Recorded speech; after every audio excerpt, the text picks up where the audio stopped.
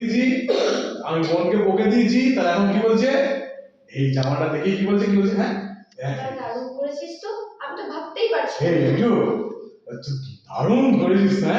আর আমি তো ভাবতেই পারছি না। কি ভাবতে পারছিস না দাদা? মানে এবার বোনকে একটু বাটার লাগাচ্ছে, একটু ওই যে বকে দিল, এবার বোনকে একটু বাটার লাগাচ্ছে। হ্যাঁ, কি ভাবতে পারছিস না? তোর হাতের মুড়ি মারে রিজু। কি রে দাদা, তোর হাতে?